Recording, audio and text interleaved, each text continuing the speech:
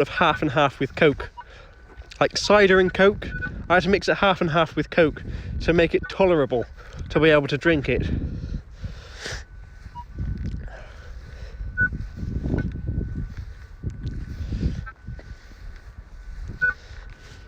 And my dad was like, well, why didn't you take it back to the shop? It was that bad.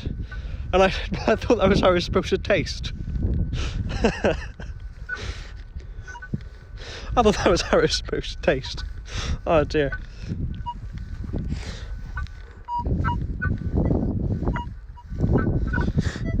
She said it never gave you a bad stomach or anything like that, even though it was rotten.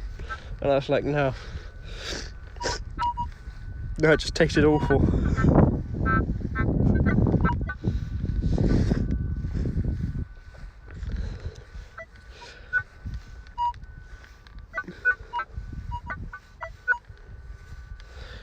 I wouldn't say refined taste buds, it almost burnt my taste buds off, it was so bad. Touch said she's going to join in later and we'll ask her then. But yeah, I'm quite impressed. I managed to drink the entire 2-litre bottles.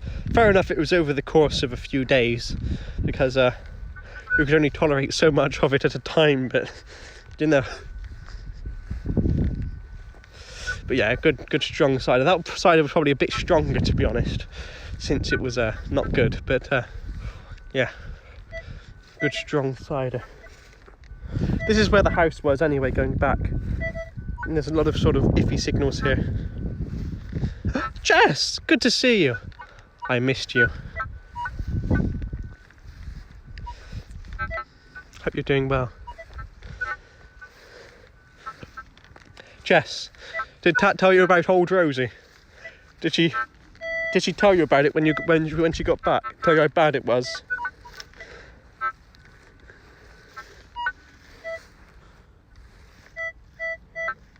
I think this is where the house was, so we're going to get a lot of bad signals around here, but we might be able to go into there a little bit more and detectorize in there maybe. Hopefully a stag and no. What?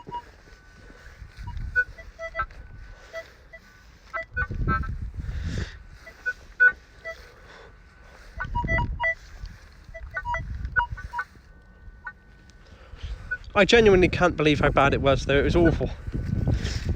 But when you drink the normal tasting Old Rosie, there is no aftertaste at all.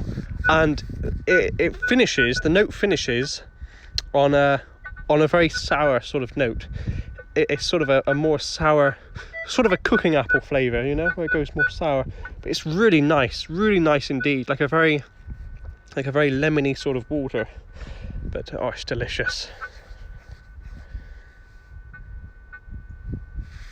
For a wedding to attempt to make profit. What? Have a grapevine and used to make wine, but one year it was dreadful. Wasn't even any good as vinegar. Used as drain and blocker. Yeah, it's pretty bad.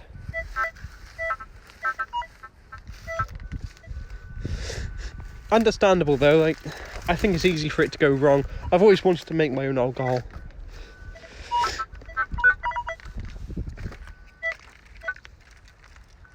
What apples do they use? I don't know. I think generally for cider, like for scrumpy, for an example, for proper scrumpy, you'll use pretty much any apples at all.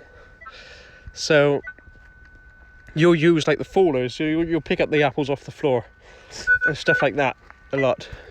Even if they're sort of partially starting to rot a little bit, you can still use them for a scrumpy cider. It doesn't matter too much, because it's such really strong cider anyway.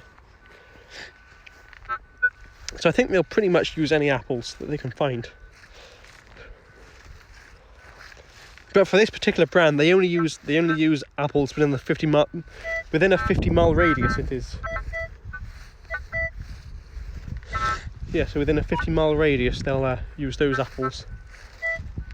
This is a nice idea. Goodness me, there's a lot of rubbish around here where the foundations would have been.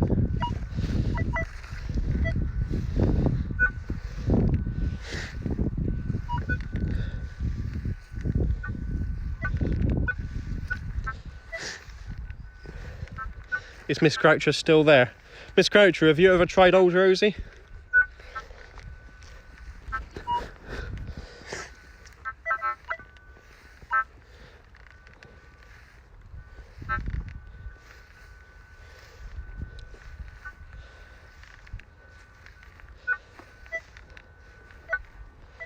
The problem is though that now I've been telling everyone that I've hated it, and people are like, what are you talking about, it's nice, and they think I've got bad taste buds.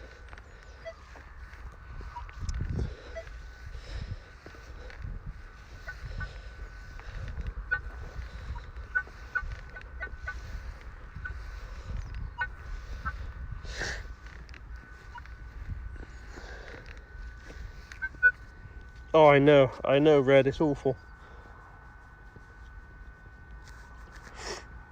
Absolute disgrace, if you ask me.